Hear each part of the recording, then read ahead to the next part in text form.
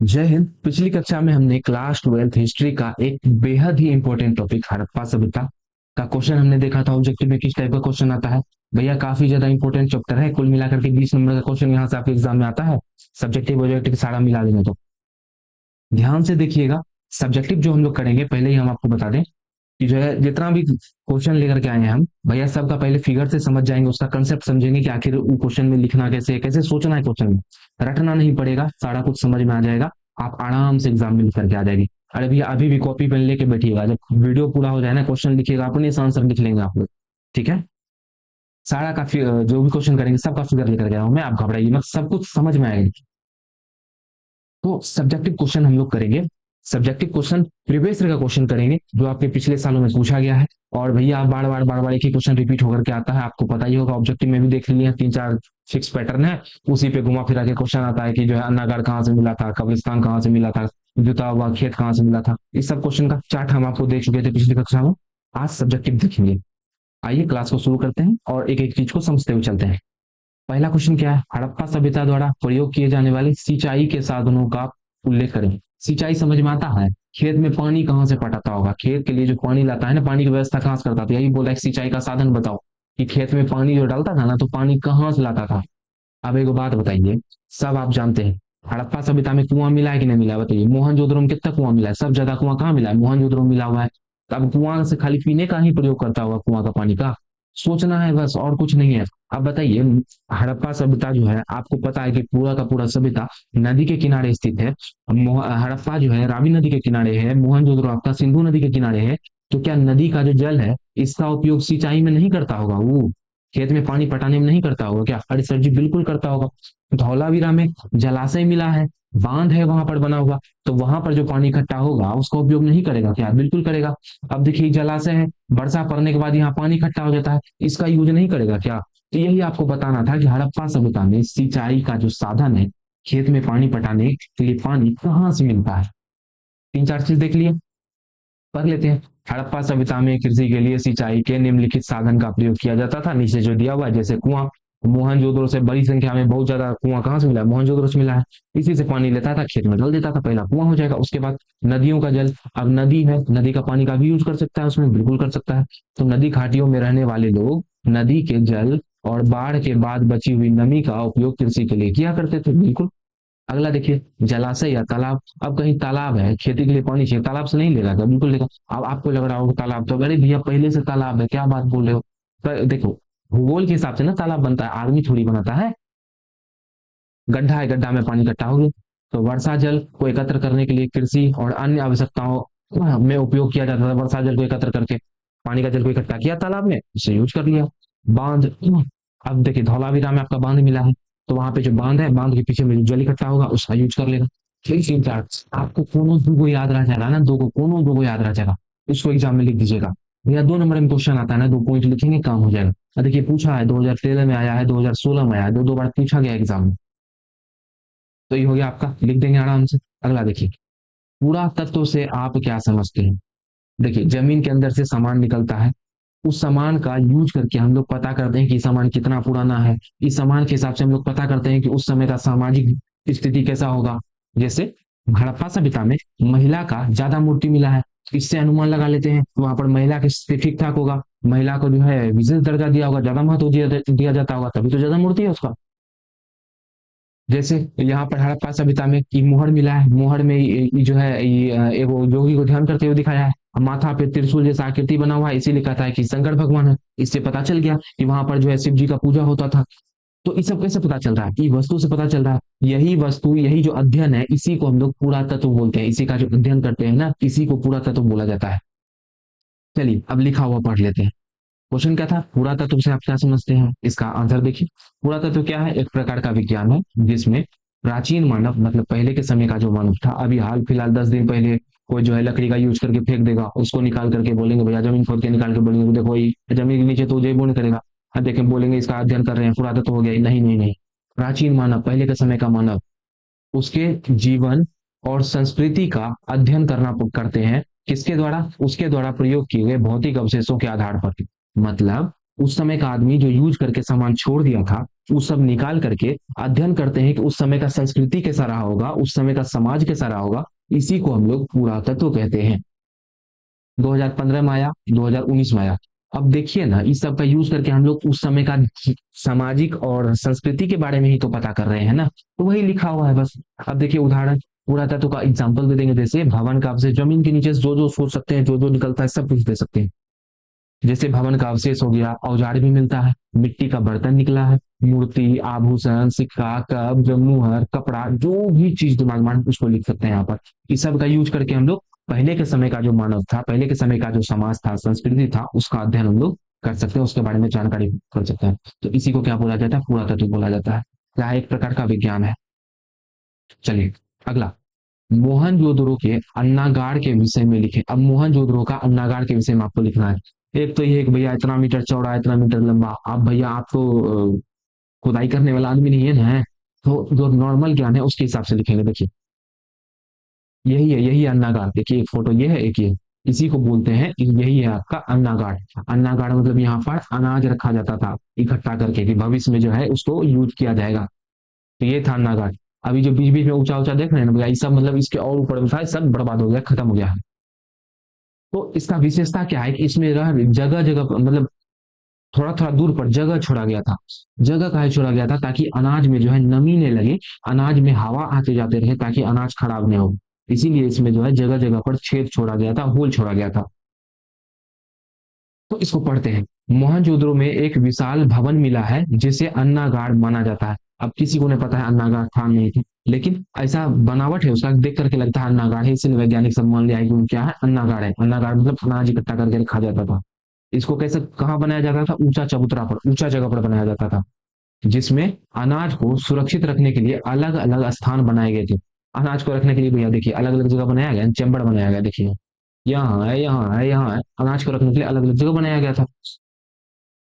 भवन में हवा आने जाने की व्यवस्था भी की गई थी। अब भवन में हवा आ जाए ताकि अनाज खराब नहीं हो, इसका व्यवस्था किया गया था, जिससे अनाज को नमी से बचाया जा सकता था। इससे हड़प्पा वासियों की भंडारण व्यवस्था और तकनीकी ज्ञान का पता चलता है। इसी जो अन्नागार है, इससे पता चलता है कि हड़प्पा सभ्यता का जो आदमी था, उस तकनीक में कितना विकसित था, उसका दिमाग कितना तेज था। यही लिखा हुआ है। अरे भैया बकवास है, एक दो लाइन का हम का है, बाकी सब नंबर बढ़ाने के लिए। अब भैया दो लाइन लिख दीजिएगा कि जो मोहनजोदड़ो से विशाल अन्नागार मिला है, उसमें जो है हवा आने जाने के लिए जगह बनाया गया था, तो छोटा होगा। और आपको पता है कि आर्ट्स का सब्जेक्ट में थोड़ा बढ़ा करके लिखना पड़ता है, इसीलिए बढ़ा चढ़ा करके दिए हैं। समझ जाइएगा तो भैया आप भी खुद बढ़ा चढ़ा करके लिख दीजिएगा। उन 2019 और 2022 में पूछा गया था। मोहनजोदड़ो से भी अन्नागार मिला है, और हड़प्पा सभ्यता, हड़प्पा से भी अन्नागार मिला, दोनों से अन्नागार मिला। क्यों लिख सकते हैं कि मोहनजोदड़ो के साथ साथ सिर्फ मोहनजोदड़ो में ही नहीं, हड़प्पा में भी अन्नागार के साक्ष्य मिले हैं। आपका मन है समझ जाइएगा तो आराम से लिख दीजिएगा। चलिए अब देखिए, अब क्वेश्चन है हड़प्पा लिपि के बारे में आप क्या जानते हैं। बहुत आसान क्वेश्चन, बहुत आसान। देखिए कि हड़प्पा सभ्यता का कुछ मुहर है। मुहर मतलब सिक्का जो चलता था उस समय में। तो देखिए हाथी का निशान है, इसके ऊपर में ये जो लिखा हुआ है, मछली का फोटो बना हुआ है, ऐसे लकीर खींचा हुआ है, ये यही है, इसी को यही है वहां उस समय का लिपि। भैया लिखा हुआ था, इसको अभी तक पढ़ नहीं सका आदमी, इसको समझने में मतलब अभी तक समझ ही नहीं सका है। कुछ अनुमान लगाता है आदमी। जैसे देखिए यहाँ पर जो लिखा हुआ है ये बड़ा बड़ा है, और यहाँ पर छोटा छोटा है। अब आप एक चीज बताइए, सोच के बताइए। चलिए मान के चलते हैं मेरे पास इतना बड़ा जगह है, ठीक है, इसमें हमको लिखना है, ऊपर का लाइन में पूरा का पूरा टॉपिक लिखना है। और टॉपिक है कुछ ऐसा, क्वेश्चन लिखना है। मान लीजिए क्वेश्चन है कि हड़प्पा सभ्यता, अरे बाप रे बाप, जगह तो बढ़ गया। अब आगे भी लिखना है के बारे में लिखें। अच्छा एक बात बताइए, हम इधर से इधर लिखें तो शुरू में बड़ा लिखा गया, तो इधर छोटा छोटा करके हटा दिए। लेकिन अगर इधर से इधर लिखते तो छोटा लाइन, छोटा साइज फोंट का जगह उतने रहता, यही गलती उधर भी करते। तो आप बताइए फोंट का छोटा साइज किधर होता? तो भैया फोंट का जो लिखे हैं ये छोटा छोटा इधर लिखना पड़ता। इसका मतलब हुआ कि अगर हम इधर से लिखना शुरू करें तो भविष्य में अगर कहीं ऐसा गलती होता है तो छोटा छोटा इस तरफ लिखाएगा। और अगर इधर से लिखना शुरू करेंगे तो अगर इसी टाइप का गलती होता है, जगह कम पड़ जाता है, तो छोटा छोटा इधर लिखना पड़ेगा। सही बात है। तो कुछ ऐसा ही यहाँ पर भी देखने को मिला है। देखिए ध्यान से, भैया इधर बड़ा बड़ा लिखे, लेकिन इधर जगह कम बच गया, इधर सींग आ गया, इधर तो छोटा छोटा करके इधर लिख दिए। अगर इसको भी बड़ा बड़ा लिखते जगह ज्यादा देना पड़ता। तो इसी टाइप से यही सब फोटो को देख करके अनुमान लगाता है आदमी कि हड़प्पा सभ्यता का जो लिपि है, उर्दू जैसे लिखते हैं ना इस तरफ से इस तरफ, उसी तरह हड़प्पा सभ्यता का लिपि भी दाएं से बाएं लिखा जाता था। दायां मतलब खाने वाला हाथ से धोने वाला हाथ तरफ लिखा जाता था। ठीक है, देखिए यहाँ पे भी आपको ऊट कुछ इसी टाइप का दिखेगा। देखिए इधर बड़ा बड़ा लिखा हुआ है और इधर जगह कम बचा तो छोटा छोटा कर दिया। समझ रहे हैं? उसके बाद दूसरी पहली चीज तो ये पता चल गया कि हड़प्पा सभ्यता का जो लिपि है इसको अभी तक पढ़ा नहीं जा सका है। दूसरी बात, हड़प्पा सभ्यता का जो लिपि है कैसे लिखा जाता था, दाएं से बाएं लिखा जाता था। तीसरी बात, हड़प्पा सभ्यता में आप लोग देखेंगे ज्यादातर लिपि में मछली का चिन्ह का यूज हुआ। यहाँ भी मछली है, यहाँ भी मछली है, यहाँ भी मछली जैसा कुछ आकार है, यहाँ भी देख लीजिए, यहाँ भी देख लीजिए भैया, यहाँ पे भी है। तो इसका मतलब हड़प्पा सभ्यता में मछली जैसा आकृति का ज्यादा यूज होता है। अभी तक हड़प्पा सभ्यता के बारे में तीन चीज पता चला लिपि के बारे में, कि लिपि को अभी तक पढ़ा नहीं जा सका है। दूसरी बात, लिपि में मछली का चिन्ह ज्यादा होता है। तीसरी बात, लिपि को हम लोग दाएं से बाएं लिखते हैं। अब इसी को क्वेश्चन का आंसर के रूप में बना लेंगे। अच्छा एक बात बताइए, लिपि कहाँ से मिला होगा भैया? ये मुहर है, मुहर पे बनाया होगा। कुछ जो घड़ा उड़ा होता है, जैसे अभी भी आप लोग देखते होंगे कोई सामान बाहर से खरीदने जाते हैं, उसमें ब्रांडिंग किया रहता है, नाम लिखा होता है। वैसे उस समय भी जो घड़ा बनाता होगा अपना नाम लिखता होगा, उस पर प्राइस लिखता होगा। उस समय जो मृदभांड मिला हुआ है, जो सामान मिला हुआ है घर में यूज करने वाला, उस समय मिलता होगा। तो वही यहाँ लिखा हुआ है, हड़प्पा लिपि के प्रमाण मुख्यतः मुहर से मिला है, मृदभांड से मिला है और धातु का वस्तु पर मिला है। इस सब जगह पर लिपि लिखा हुआ होता था। इसमें लगभग 300 से 400 अलग अलग चिन्ह है, जिसमें सबसे ज्यादा किसका यूज है? मछली का यूज है। इसको अभी तक पढ़ा नहीं जा सका है, इसलिए इसके अर्थ और भाषा के बारे में निश्चित जानकारी उपलब्ध नहीं है। अब भैया लिपि को आप लोग पढ़ ही नहीं पाए हैं, तो उस समय का समाज कैसा था, उस समय का लोग कैसे रहता था, उसको कैसे जान पाएंगे? उस समय का समाज के बारे में कैसे जानकारी प्राप्त कर पाएंगे? नहीं कर पाएंगे। तो इसका मतलब उस समय के बारे में भाषा के बारे में और भाषा का अर्थ के बारे में कोई जानकारी नहीं होगा, समाज के बारे में जानकारी नहीं होगा। तो उस समय का अर्थ के बारे में, भाषा के बारे में और जानकारी उपलब्ध नहीं है। अधिकांश बहुलेख बहुत छोटा छोटा होता था, छोटा छोटा लेख लिखा होता था। और कैसे लिखा जाता था? दाएं से बाएं लिखा जाता था। और साथ ही साथ में ये भी लिख सकते हैं कि इसमें जो है मछली के आकृति का जो यूज है वो बहुत अधिक हुआ है, बहुत अधिक हुआ है। हो गया, इतना सा लिखना था।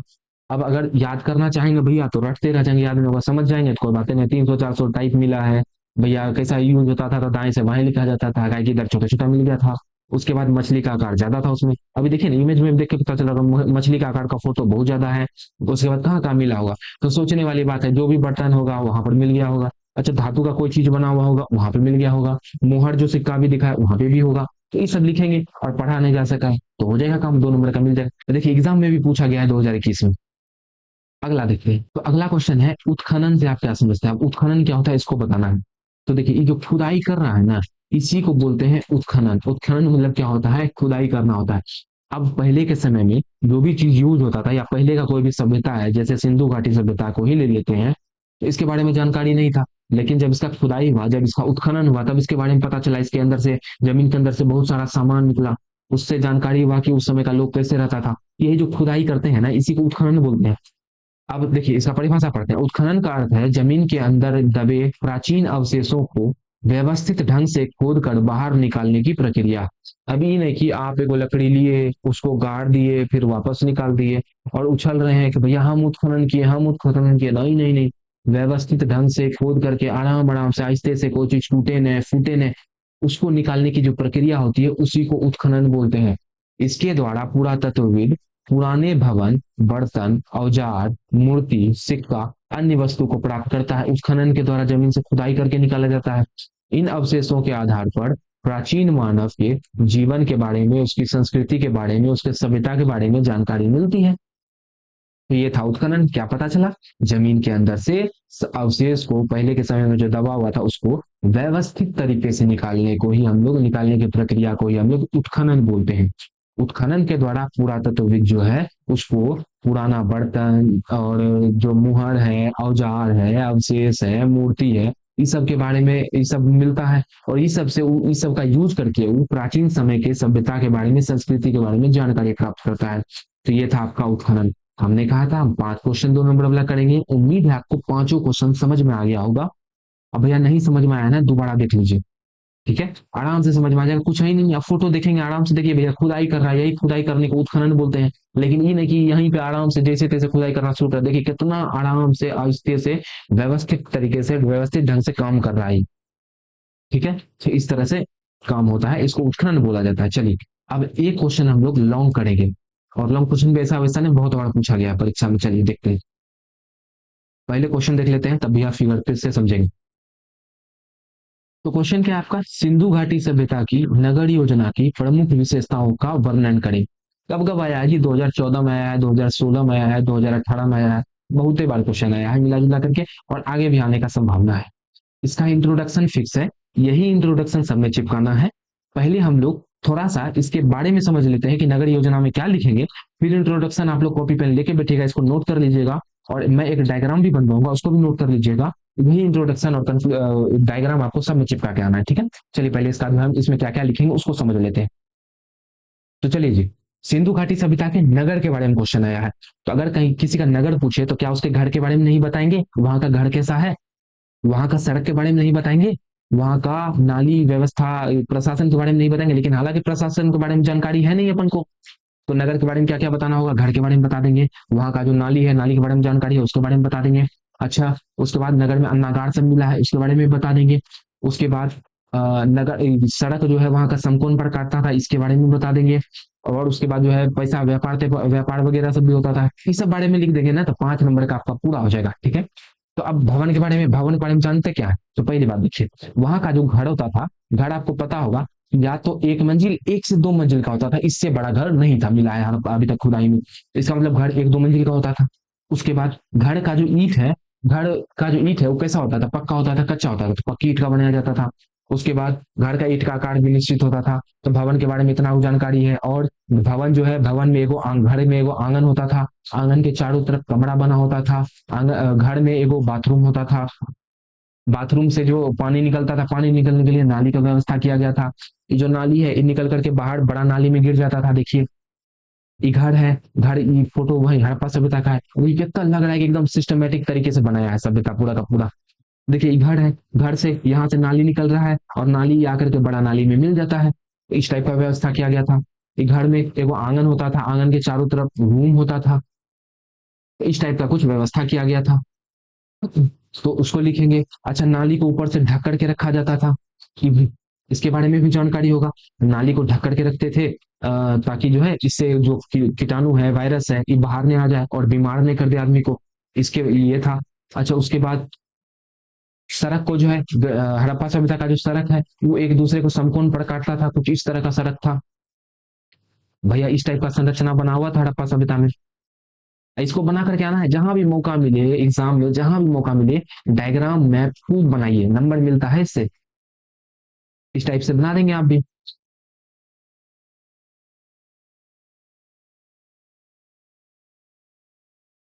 बन गया, ऐसा ऐसा आकृति बनाना था आपको, अब दिखा देंगे, देखो भैया, ये जो आड़ा है ना, इस सड़क है, ऐसे करके दिखा देंगे, देखो यही सड़क है, जैसे एनएच हम लोग में होता वही है, देखो यहाँ देखो, ये सड़क है, ये देखो 90 डिग्री पे काट रहा है, यहाँ ऐसे करके लिख देंगे, समकोण पर काट रहा है, देखो। उसके बाद ये सब में घर बना देंगे, बीच बीच में 2 पेन लेकर जाइए, कीजिएगा, बना दीजिएगा आराम से, रंग बिरंगा फोटो, ऐसे कर घर बना देंगे, देखो ये घर है, बड़ा बड़ा भी बना देंगे, जल्दी जल्दी भर जाए। हाँ, ऐसे करके दिखा देंगे, देखो भैया यही घर है, समकोण पर काट रहा है। परीक्षा में चेक करने वाला को ई कॉपी मिल गया, सोचिए ना, बाकी सब रद्दी भर भर के आ रहा है, खाली ये होता है ये, आप फोटो बना बना के दिखा, आपको ज्यादा नंबर नहीं मिलेगा, बिल्कुल मिलेगा। तो ई तो हो गया, जहां भी नगरीय योजना के बारे में आएगा, सड़क के बारे में लिखेंगे, फटाक से सड़क बना के चिपका देंगे ऐसा, ठीक है। तो ये तो गया सड़क के बारे में। उसके बाद आपको पता है कि जो हड़प्पा सभ्यता का शहर था वो 2 हिस्सा में बटा होता था, एक हिस्सा थोड़ा ऊंचा पे बनाया जाता था, और एक हिस्सा नीचे बनाया जाता था। जो ऊंचा बनाया जाता था उसको क्या बोलते थे, दुर्ग, और जो निचला हिस्सा में बनाया जाता था उसको बोलते थे निचला नगर। ये जो दुर्ग होता था इसमें अमीर आदमी रहता था, और जो निचला नगर होता था इसमें गरीब या सामान्य आदमी रहता था। दुर्ग में अमीर आदमी इसीलिए रहना चाहता था, काहे कि दुर्ग ऊंचा जगह पर बनाया जाता था, और संजोग से कभी बाढ़ आ जाए या कोई जानवर का खतरा हो जाए तो दुर्ग वाला आदमी बच जाएगा, काहे कि वहां पर नहीं पानी पहुंच पाएगा, नहीं जानवर पहुंच पाएगा, लेकिन निचला नगर का आदमी फंस जाएगा। इसीलिए जो पैसा वाला आदमी है वो दुर्ग में रहता था। ये सब लिख देंगे वहां पर, हो गया। अब इतना को पॉइंट आपको पता है तो भैया इसी से ढेर ही पॉइंट निकल जाएगा। देखिए, पहले इंट्रोडक्शन समझते हैं भैया, इंट्रोडक्शन में फिक्स इंट्रोडक्शन कर लेंगे, सिंधु घाटी सभ्यता का विकास 2600 ईस्वी पूर्व में। आपको पता है कि 2600 ईस्वी पूर्व में वाक्य रट रखे हैं भैया, याद किए, ऑब्जेक्टिव में तो पूछा ही जाता है ना, उसके लिए तो याद किए ही होंगे। अच्छा, कहाँ में हुआ है? भारत का उत्तर पश्चिमी हिस्सा। इसके साथ ही साथ में जैसे ऊपर में ई लाइन लिखना है आपको, सिंधु घाटी सभ्यता का विकास 2600 ईस्वी पूर्व में भारत के उत्तर पश्चिमी हिस्से में हुआ था। यह एक अत्यंत विकसित सभ्यता थी। और इसके जस्ट बगल में एक मैप बना देना है। मैप कैसा बनेगा उसको भी देख लीजिए। मैप बनाएंगे हम लोग, भारत का मैप बनाएंगे। आपको कुछ नहीं आता है तो ऐसे वगैरह करके ऐसे करके बना दीजिएगा, लेकिन हम आपको ठीक से बना के दिखाने की कोशिश कीजिएगा। सीख जाइए मैप बनाने में, क्या है भैया, जिसका जियोग्राफी है उसको तो मैप बनाने ही बनाना है। तो इस तरह से वो भारत का मैप बना देंगे छोटू सा। अब भैया हमको नीचे का काम नहीं है तो नीचे नहीं बनाएंगे, ऊपर का काम है, उत्तर पश्चिम दिशा में हुआ है ना। इस तरह से एक मैप बना देंगे भारत का। और हमको दिखाना क्या है? हड़प्पा सभ्यता। हड़प्पा सभ्यता पे तो क्वेश्चन है, तो कैसा आकार था? त्रिभुजाकार। देखो ऐसे घेर देंगे और भैया इसको ऐसे करके दिखा देंगे, यही है आपका हड़प्पा सभ्यता। इसको ऐसे करके एक डब्बा में बंद कर देंगे। इस टाइप से आपको मैप बनाना है। और अगर ये बना दिए, इतना सा काम आप कर दिए ना, तो भैया जो कॉपी संजोग से ही क्वेश्चन, अगर ऐसा क्वेश्चन आ जाए तो इसको पहले लिख के आइएगा। पहले लिख के आया, एक परीक्षा में चेक करने वाला देख लिया ना, तो उसका मन खुश हो जाएगा। और आप जब कॉपी चेक करने वाला का मन खुश हो जाता है किसी क्वेश्चन से, तो भैया उसका बाकी पूरा को आंसर में जो है नंबर, मतलब प्रभाव दिखता है उसका। तो बाकी सब में भी ठीक ठाक नंबर मिलेगा अगर ऐसा सब काम करके आते हैं परीक्षा में। तो नहीं तो इतिहास तो वही बोरिंग तरीके से बाकी सब लिख के आ रहा है भैया, आपको वैसे लिखेगा नंबर कम आ जाएगा। तो इंट्रोडक्शन में सिंधु घाटी सभ्यता का विकास 2600 ईस्वी पूर्व में उत्तर पश्चिम हिस्से में हुआ था। यह एक अत्यंत विकसित सभ्यता थी। और यहाँ पर एगो मैप बना देना है, काम करेगा ही। कोई भी क्वेश्चन आए 5 नंबर में, सिंधु घाटी सभ्यता की नगर योजना पे आए, सिंधु घाटी सभ्यता का आर्थिक जीवन पे आए, सिंधु घाटी सभ्यता का सामाजिक जीवन पे आए, सिंधु घाटी सभ्यता का पतन का कारण पे आए, कोई भी आए एक क्वेश्चन तो आता ही है।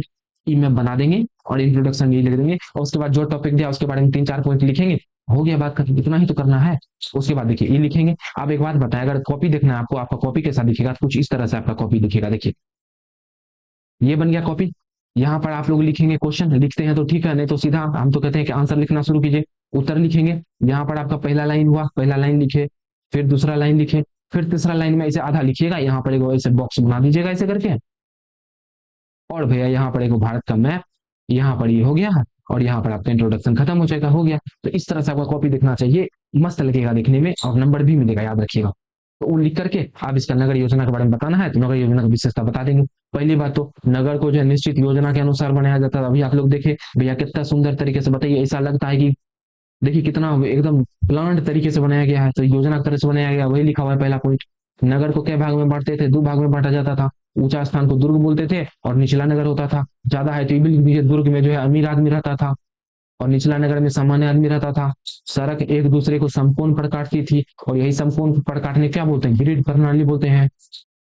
ग्रिड मतलब होता है जाल, तो जाल की तरह बना होता था, तो इसलिए इसको ग्रिड प्रणाली के नाम से जाना जाता है। देखिए नगर में जाल जैसी योजना दिखाई देती थी। मकान को कैसा बनाया जाता था? पक्का ईंट से बनाया जाता था। और ईंट का आकार भी जो फिक्स होता था, इन्हें कि एगो बड़का ईंट एगो छोटा ईंट फिक्स आकार का होता था। उसके बाद घर में क्या होता था? स्नाना घर होता था, कोई कोई घर में कुआं भी होता था। जल निकास के लिए नाली था, उचित व्यवस्था किया गया था जल निकास का। नगरों में ढकी हुई नाली की व्यवस्था था, इन्हें की नाली उघाड़े छोड़ दी, सब हम लोग देख चुके हैं पहले ही। गंदा पानी बाहर नहीं आ जाए। नगरों में अनाज रखने के लिए बड़े बड़े भंडार किए, नगार देखे, अभी 2 नंबर का क्वेश्चन भी किए। और अन्य सार्वजनिक भवन भी बनाया गया था। नहीं तो आप सिर्फ अन्नागार लिखिए भैया, भंडारगिरी लिखिए, अन्नागार लिखिए, स्नानागार लिखिए, ये सब लिखिए, काम चलाइए वो सब लिखिए। इस प्रकार जो है स्पष्ट है कि सिंधु घाटी सभ्यता में जो है सुव्यवस्थित तरीके से सड़क पक्का नाली ये सब जो है, ये सब दर्शाता है कि इस समय का जो योजना था बहुत उन्नत था, यही लिखना था। उन्नत योजना को अच्छा छूट गया है, उन्नत योजना को दर्शाते हैं। इतना सा कर दीजिएगा ना, आराम से आपका एग्जाम में नंबर आएगा। इस तरह से आपको लिखना था। हम आपको बोलते हैं कि ऊपर का लाइन फिक्स कर लीजिए, तो आपका काम हो जाएगा। कहीं भी क्वेश्चन आएगा आराम से आप लोग लिख दीजिएगा इस तरह से, ठीक है। तो उम्मीद है आज की ये कक्षा आपको समझ में आई होगी। 2 नंबर का जो 5 क्वेश्चन किए वो आपको पूरा का पूरा क्लियर हो गया होगा, अच्छे से रट गया होगा। और 5 नंबर का जो क्वेश्चन किए वो भी आपको समझ में आ गया होगा, उसका पैटर्न समझ में आ गया होगा, तरीका समझ में आ गया होगा कैसे लिखते हैं। तो अगर आपको ये क्लास अच्छी लगी है तो क्लास को लाइक कर देंगे बच्चों, चैनल को सब्सक्राइब कर लेंगे। और देखिए आगे हम लोग इसका और सब लाएंगे। ये तो भैया 5 ही क्वेश्चन आता है क्या? ढेर क्वेश्चन आता है, भर भर के क्वेश्चन आता है, तो सब क्वेश्चन लेकर के आएंगे। अभी तो 2-3 दिन सिर्फ हड़प्पा सभ्यता का ही क्वेश्चन आंसर करेंगे, ठीक है। तो उसको देखने के लिए चैनल को सब्सक्राइब कर लीजिएगा। तो उम्मीद है आपको ये कक्षा पसंद आई होगी। तो मिलेंगे आपसे अगली कक्षा में। इसी के आगे के क्वेश्चंस के साथ में, तब तक हंसते रहेंगे, मुस्कुराते रहेंगे। जो हिंद, जय भारत।